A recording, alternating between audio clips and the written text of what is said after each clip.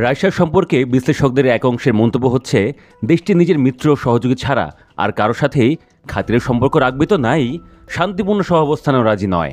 এ তো গেল একটা দিক। আরেকটা দিক হচ্ছে, বিশ্লেষকদের অনেকেই বলেন সাবেক রুশ প্রেসিডেন্ট দিমিত্রি মেদভেদেভ নাকি পুতিনের মগজের একটা অংশ দখল করে আছেন।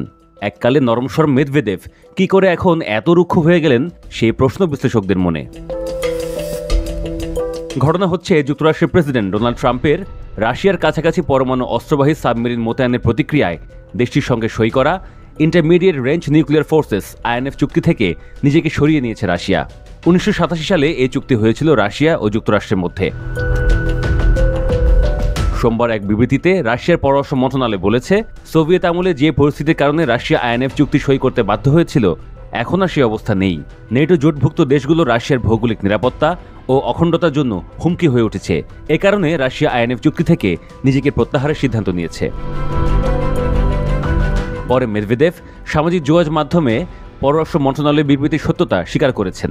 1987 সালে সাবেক সোভিয়েত ইউনিয়ন ও যুক্তরাষ্ট্রের মধ্যে হওয়া INF চুক্তির মূল শর্ত ছিল, সোভিয়েত ইউনিয়ন এবং যুক্তরাষ্ট্র কখনও পরস্পরের দিকে তাক করে পরমাণু অস্ত্র মোতায়েন করবে না।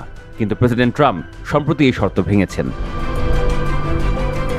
শর্ত ভাঙার জন্য মেদভেদেভকে দায়ী করে নিজের সামাজিক যোগাযোগ মাধ্যম ট্রুথ সোশ্যালে এক পোস্টে ট্রাম্প লেখেন, রাশিয়ার সাবেক প্রেসিডেন্ট এবং বর্তমানে রাশিয়ান ফেডারেশনের নিরাপত্তা কাউন্সিলের উপপ্রধান দিমিত্রি মেদভেদেভের সাম্প্রতিক ঘোরতর উস্কানিমূলক বিবৃতির প্রতিক্রিয়া হিসেবে আমি উপযুক্ত জায়গায় দুটি পরমাণু অস্ত্রবাহী সাবমেরিন মোতায়েনের নির্দেশ দিয়েছি।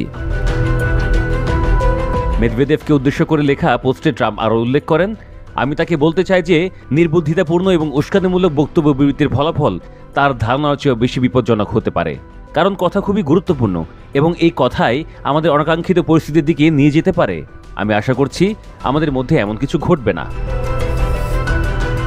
রাশিয়া ইউক্রেন যুদ্ধের অবসানের জন্য সম্প্রতি রাশিয়াকে 10 থেকে 12 দিনের আলটিমেটাম দেন ট্রাম্প, যার কঠোর সমালোচনা করেন মেদভেদেভ।